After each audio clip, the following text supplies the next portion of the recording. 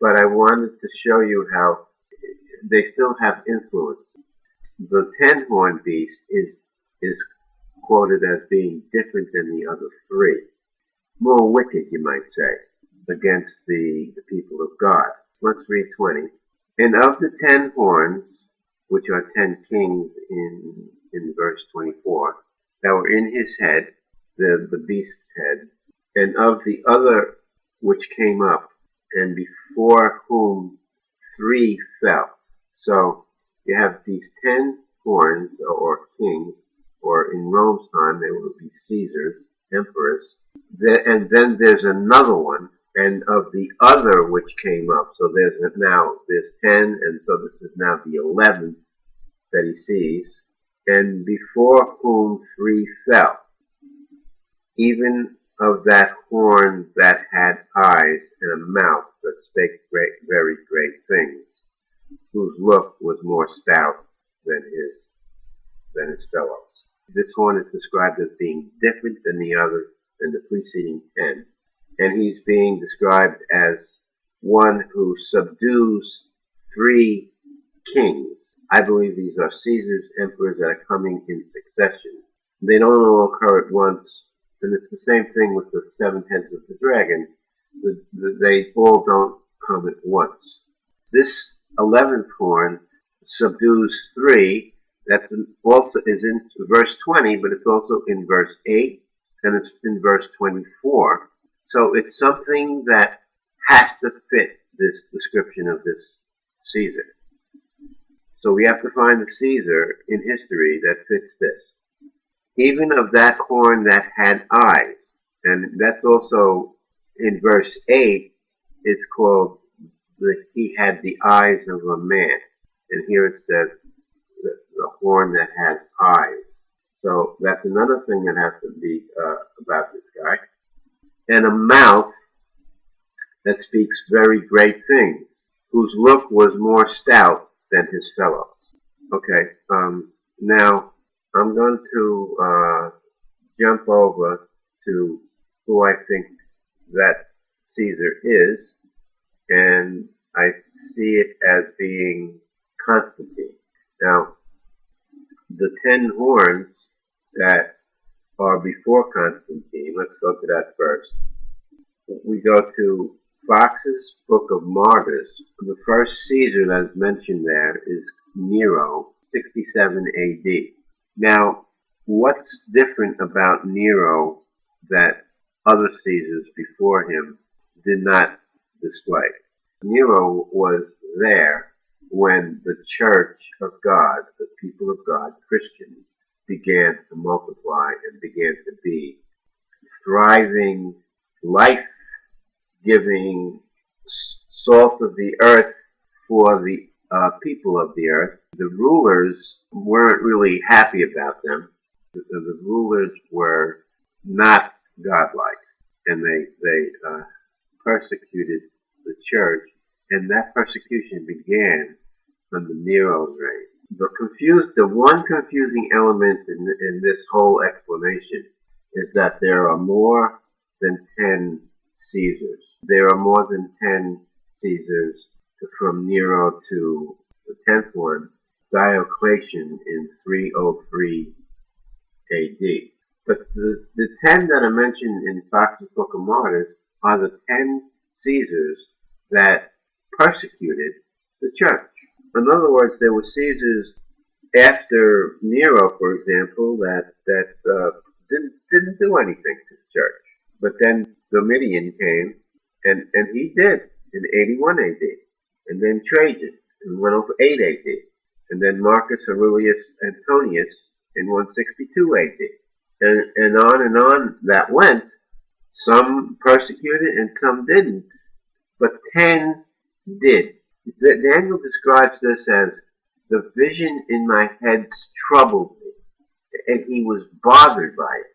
And so he sees these 10 horns. Now there were other horns that he doesn't see, but he sees these. Why does he see these? Because this is a troublesome vision, and he sees that these kings are hurting God's people. So that's my justification for the 10 Caesars, and it does say that there are 10 kings, and the Roman Empire does come after the Grecian Empire, so Rome does fit, and king, if they are kings, and it says they're kings, then they would be Caesars or emperors. So, uh, so we pick out 10 kings that persecute the church. Now, it's mentioned that the 11th one that we speak of is different than the 10. So we're going to have a guy who's going to fit the bill because he is different than the 10. And that's Constantine. He was a co-ruler with other Caesars from 307 to 324 AD, and he becomes the sole Roman emperor from 324 to 337 AD. So you see, he's a co-ruler. And the others are not like that. The 10th in Fox's Book and Martyrs, Diocletian, began what they call a tetrarchy, where the East and the West were divided, and there was an Augusti Caesar, the top man, and there was a Caesar, the second in command. And so the East had 2 Caesars, and the West had 2 Caesars. You can see the chart here. You have Constantine, and then Maxentius in the West as well. And Licentius was the Augusti, and then Maximus Dia is co-ruler in the East. In 312 AD, Constantine crosses the Alps, and he defeats his co-ruler, Maxentius. So that's one down. Okay? And then in 313, Licentius defeats his co-ruler, which is Maximinus Dei. So now there's 2 emperors, one in the east, one in the west. So there's 2 down and 1 to go. And the 2 remaining Augusti Caesars recognized each other until 324, when Constantine defeated Licentius, and he became the sole ruler. So that, to me, fits the description of this guy. When Constantine has the Battle of the Milvian Bridge, he sees a vision, and none of the others that were there saw the vision, but he sees it. He sees the sign of what's called the Chi Rho, and this is carried through by the Catholic Church to today. They use that symbol, and God had showed him this vision, according to him, and told him to display it on their shield, and in this sign they will conquer. Now, I don't see that as a vision from God, and I say that because it doesn't match the big difference between the Old Testament, where there was a conquering of the sinful nations by the people of God. But in New Testament, you don't see that. There is now love your enemies. When he sent them out, he said, carry not the sword. Our mission now is not so much nations, but individuals, and preach the good news to them, which would be life to them that hear, and death to them that reject.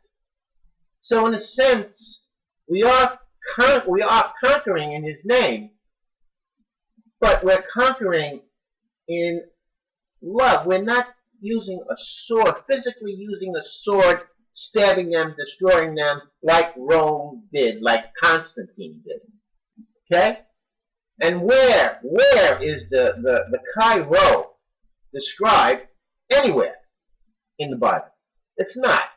Okay? All of a sudden it's brand new, it's given to him, nobody else sees the vision.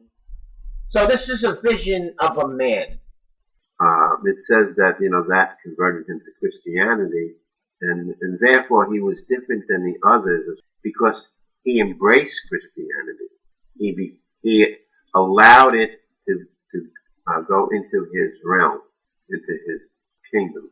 And he was the emperor of Rome, and he had the title of Pontifex Maximus. That was a title not by popes at the time. There was no popes at the time.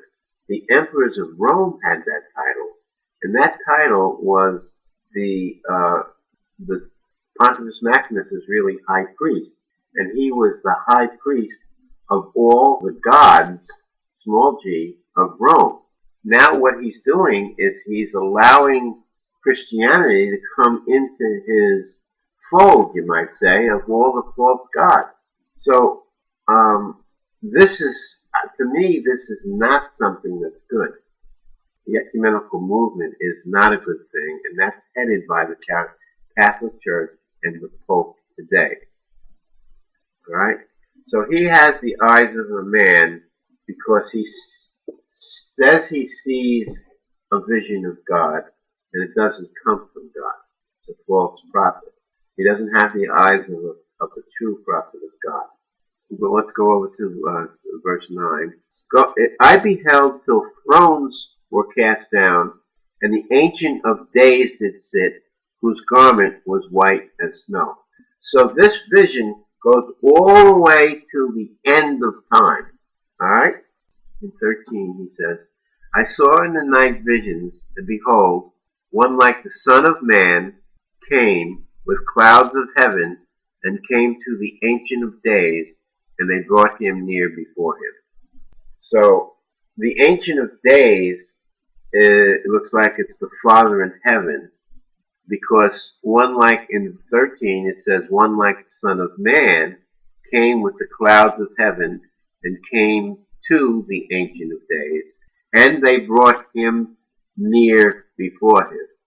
Daniel sees the Son of Man, and when Jesus called himself the Son of Man, he was referencing this because the other times that Son of Man is used, like for example, it's used in Ezekiel a lot.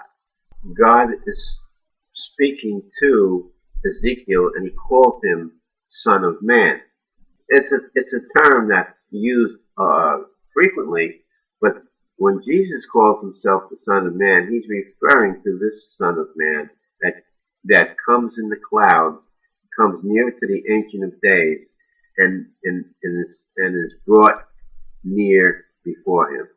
Jesus actually references this in Matthew 26, 63, 64. Okay, so he's with the high priest Caiaphas. This begins with Jesus holding his peace. And the high priest answered and said to him, I adjure thee by the living God, that thou tell us whether thou be the Christ, the Son of God. And Jesus said unto him, Thou hast said. Nevertheless, I say unto you, hereafter shall you see the Son of Man sitting on the right hand of power, and coming in the clouds of heaven. You see, Jesus associated him with that same Son of Man that sitting at the right hand of power. In Daniel, the Son of Man came in the clouds, coming in the clouds of heaven. And so when he said that, he was letting him know who he was in a stronger way. Let's look at another thing that 7 talks about. 21, I beheld till the same horn made war with the saints and prevailed against them. So, being that this vision that he has about the horn, and that it continues right up to the Ancient of Days, sitting and judging to the end of time, so that means that it's still a powerful entity right now. And that's why I think that it's the Catholic Church, which is a very powerful entity right now. The Catholic Church represents the false prophet beast that is mentioned in the second half of 13 and in other places in Revelation. Now, for example, he had the eyes of a man. What do they call the Pope? They call him the Holy See. Again, he's got the eyes of a man as far as I'm concerned. He changes laws. False doctrine is changing laws, the laws of God, and changing the truth. Okay, let's go to 21. I beheld till the same horn made war with the saints and prevailed against him. That connects with Revelation 13:15, and he had the power to give life unto the image of the beast, that the image of the beast should both speak and cause that as many would not worship the image of the beast should be killed. So you see, this little horn, the same horn, makes war with the saints and prevails against them. It's the saints that don't want to worship the image of the beast. See? In Revelation, it's the saints that do that. And he has them killed. So he prevails against them. He wars with them. He prevails against them. Okay, in 11, he says, I beheld then, because of the voice of the great words which the horn spake. I beheld even till the beast was slain, and his body was destroyed and given to the burning flame. In Revelation 19:20, now this is going to reflect that same prophecy. And the beast was taken, and with him the false prophet. Now, so both the beasts of 13 were taken, and with him the false prophet, which is the second beast, that wrought miracles before him, with which he deceived them that had received the mark of the beast, and them that worshipped his image. These both were cast alive into the lake of fire, burning with brimstone. So you see, Daniel says the beast was slain and his body destroyed and given to the burning flame. So that beast is Rome beast. So, and this Rome beast, he sees it right up to the ancient days. And the beginning of the Catholic Church basically began with Constantine as the Pontifex Maximus. Now, that Pontifex Maximus title, that title went from the emperors to the popes, okay? And the pope has that same title. So that's why I can make that connection between Constantine and the Pope. Now, one of the things Constantine did was change the time of the Sabbath, which is a very significant changing of time. Where does he get off doing that? And he changes laws. One of the things Constantine did was can't group the way Christians group in their homes. They have to be in public. They have to have a public building where they meet, and therefore people can come and sort of like audit them or make sure they don't say anything that's offensive to the boss, the political boss. So that is, again, descriptive of him. And with the Pope, as far as one of the worst things that comes out of his mouth is the ecumenical movement, where he embraces the other religions. He embraces their gods, and he embraces their doctrines. And he says things like, Jesus is not the only way to get to heaven. Jesus said himself, he says, I am the way, the truth, and the life. No man comes unto the Father but by me. I am the good shepherd, and I am the door, and you come in and you go out through me. The thief tries to come in another way. He's pointing that out, that there is this thief around.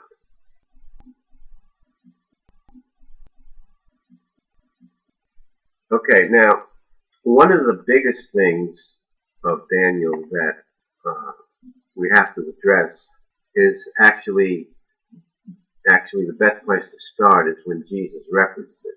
Matthew 24:15. When you therefore shall see the abomination of desolation spoken of by Daniel the prophet stand in the holy place, whoso readeth, let him understand. And then he talks about the great destruction that comes after that abomination of desolation stand in the holy place. And so let's see what Daniel speaks of that. And, we'll go to Daniel 8:9-12. And out of one of them came forth a little horn. This is a different horn now. And this is a different beast that's going to be described. This is actually the first beast of Revelation 13. And out of one of them came forth a little horn, which waxed exceedingly great, towards the south, towards the east, and towards the pleasant land. So it's towards the south and towards the east. The west was the sea, so it looks like this is the king. This is now the king of the north, and he's called the king of the north later on. And it waxed great even to the host of heaven, and it cast down some of the host of the stars to the ground and stamped upon them. So it's described as stamping upon the host of the stars, those that shine. He's against the saints. Yea, he magnified himself even to the prince of the host, and by him the daily sacrifices in the palace was taken away, and the place of his sanctuary was cast down. He's describing this abomination that causes desolation. When he magnifies himself even to the prince of hosts, he takes away the daily and sacrifices in the palace was taken away, and in the place of the sanctuary cast down. Right? So that's the description of this abomination that makes desolation. And a host was given him against the daily sacrifice in the palace by reason of transgression, and it cast down the truth to the ground, and it practiced and prospered. Cast the truth to the ground. Okay? It's against, this beast is against truth, and it prospers. Okay? It practiced and prospers. And it's pretty strong today right now, this beast that is not really in power yet. 23:24. And in the latter time of their kingdom, when the transgressors are come to the full, that's about now, a king of fierce countenance and understanding dark sentences shall stand up. So he's got a fierce countenance, and he understands dark sentences. He's able to understand a riddle, and so that's the kind of mind that this guy has, is very, very, very sharp and understands well mysteries. But he understands in a bad way. And his power shall be mighty, but not by his own power. Remember that. And he shall destroy wonderfully, and he shall prosper and practice, and shall destroy the mighty and the holy people. Now that word for wonderful, he destroys wonderfully, can't believe how much he's able to destroy. Now Satan is a destroyer, so he's getting his power from Satan, so that's what enables him to be so good at destroying.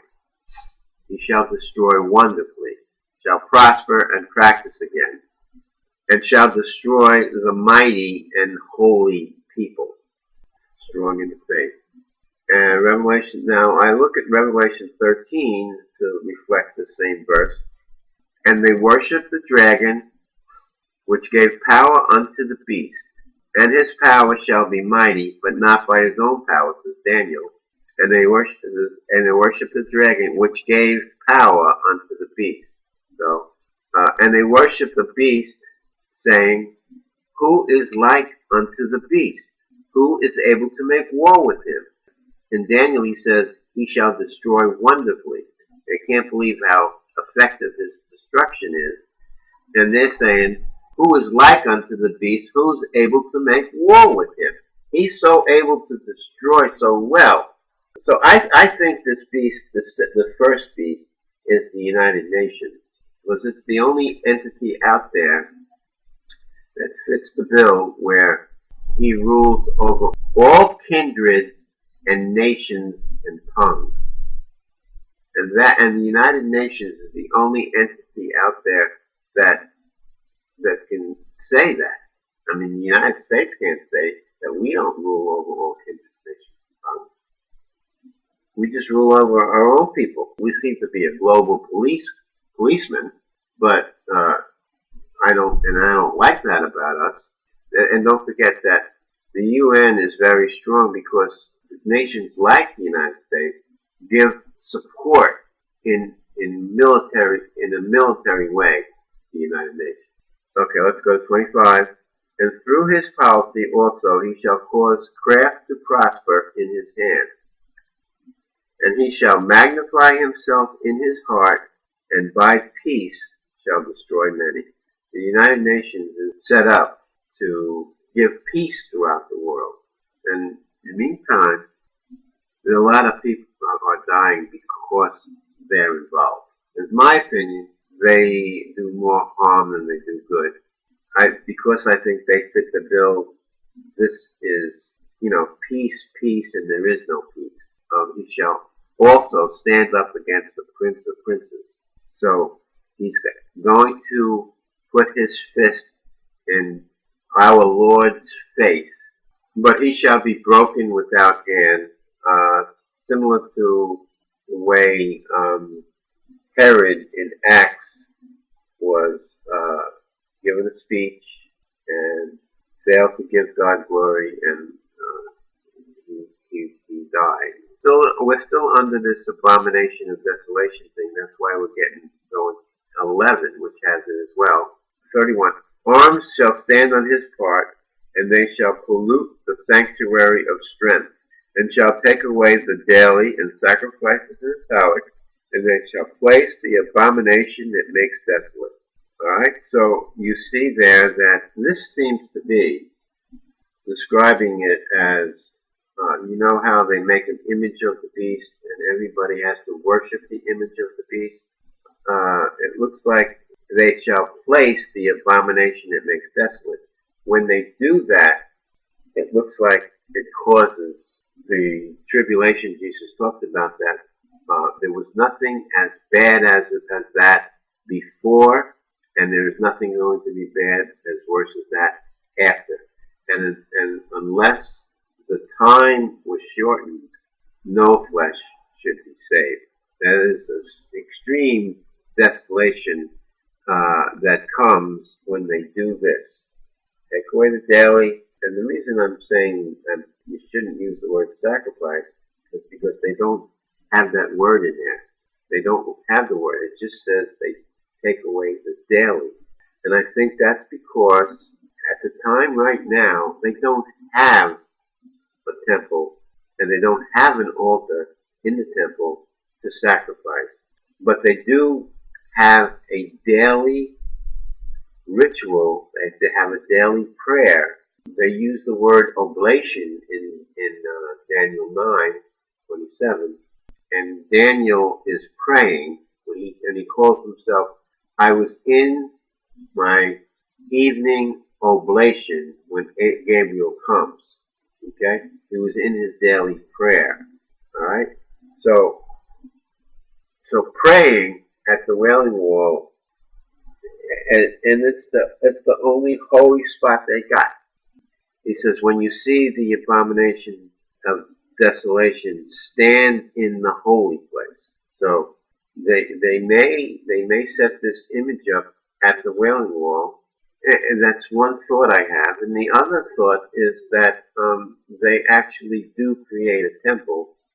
Okay, now 36 and 37. And the king, now this is the king in the north, shall do according to his will. And notice the symbol of the United Nations, looking at the North Pole. And he shall exalt himself and magnify himself above every god. This part here, exalting and magnifying himself, is repeated and repeated and repeated.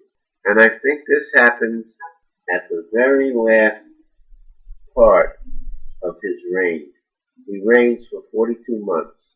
At the end of the 42 months, and I think he exalts himself during the latter part of the month of the 43rd month.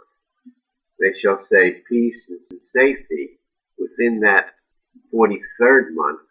And I think that's when destruction comes. I think that's when he exalts himself. Like it says over and over, he shall exalt himself and magnify himself above every God. And he shall speak marvelous things against the God of gods.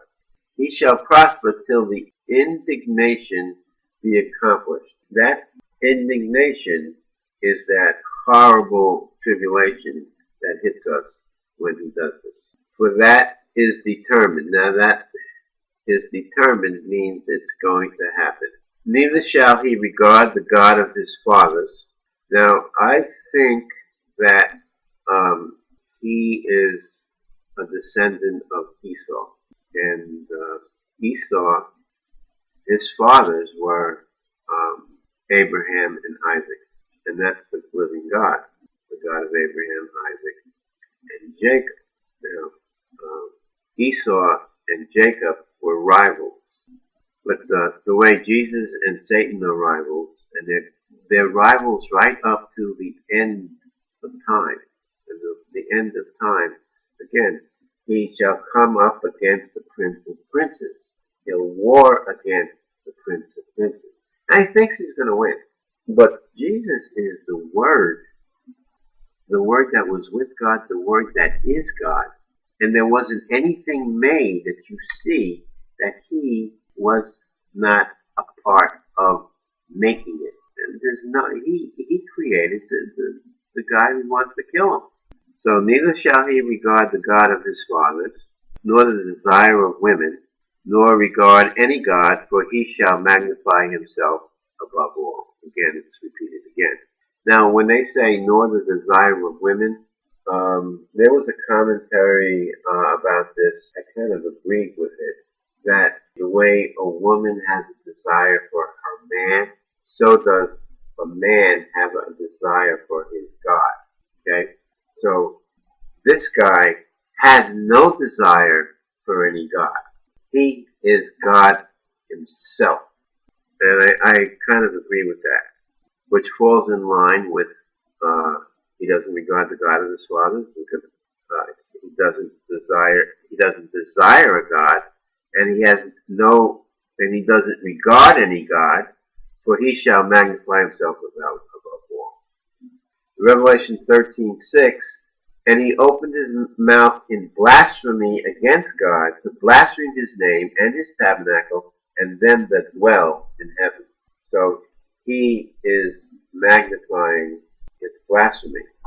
When they wanted to stone Jesus, when he said, before Abraham ever was, I am. And when he said, I am, that is the name that God gave himself. He said, I am that I am. And the that there is sort of like a connection. It's actually, there's two I ams coupled together. So there's the I am Father and there's the I am Son. And Jesus said, before Abraham ever was, I am. And when he said that, they thought it was blasphemy because he was making himself equal with God. And what could he do? He was equal with God. But when this guy makes himself equal with God, that's the kind of blasphemy it is.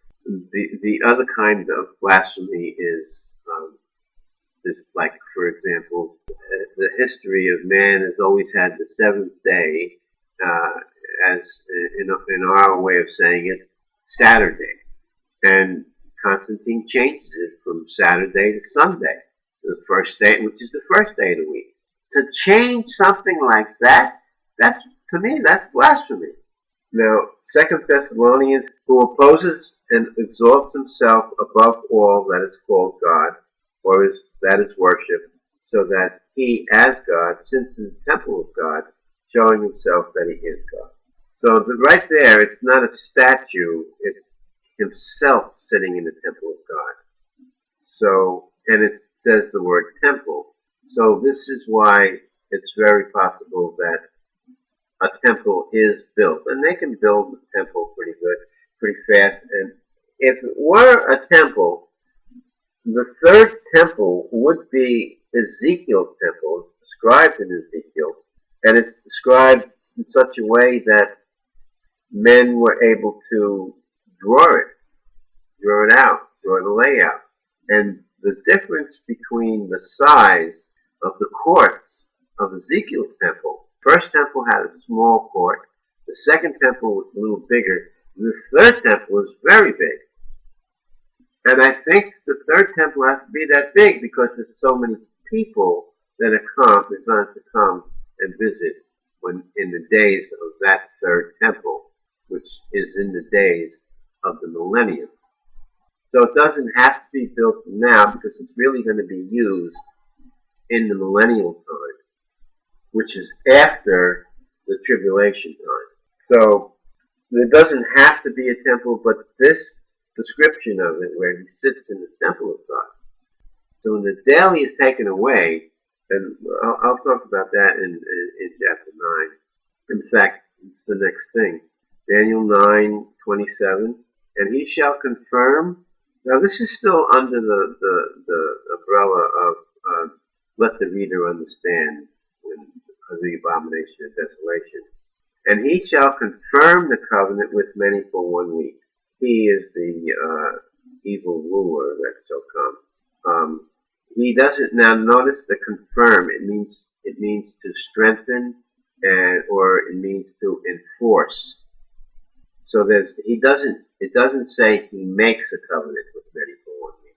He enforces a covenant with many for 1 week. So that was already in existence. And I believe that this covenant that gets enforced is what they call the Oslo Accords, and it began in 1993, and it was broken and not referred to anymore, though it was referred to when Israel had to give up their houses in Gush Katif and in Gaza.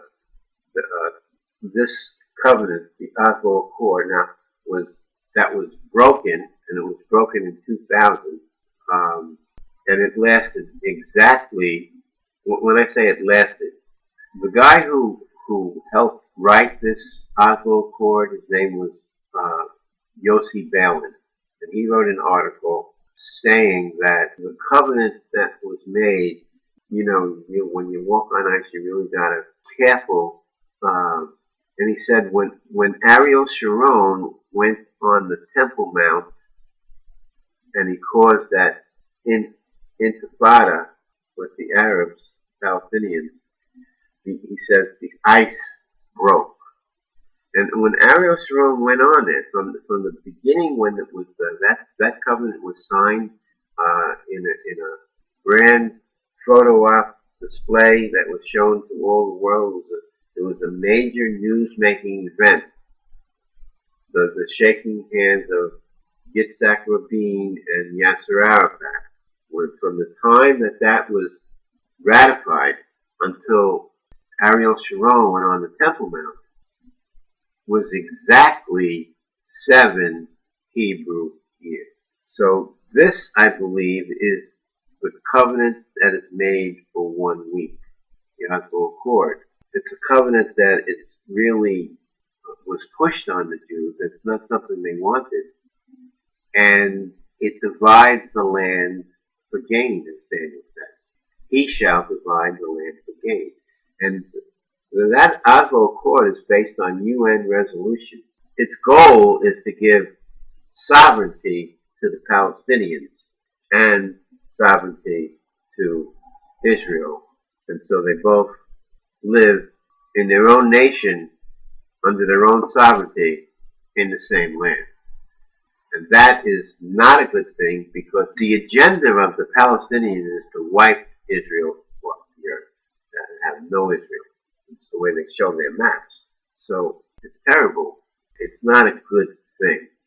So he shall confirm the covenant with many for 1 week. Now, that word for many is rabim, okay? And Yitzhak Rabin is an Aramaic way of saying Rabim. So it's really the same word as his last name. So this, you could read this as the covenant that was made with Rabin for 1 week, for 7 years. That lasted 7 years, and he shall confirm it, he'll strengthen it, he'll refer to it again, the way they referred to it with Gush Katif and Gaza land going on back to they refer to that covenant.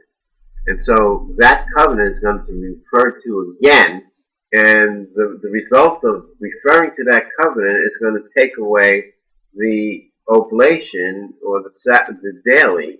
It's going to take it away, because that's the beginning. So we're going to see that, the beginning of these last 7 years. When this happens, when this covenant is confirmed, and they take away the daily, the tribulation begins. And I'll read that verse later when we get to the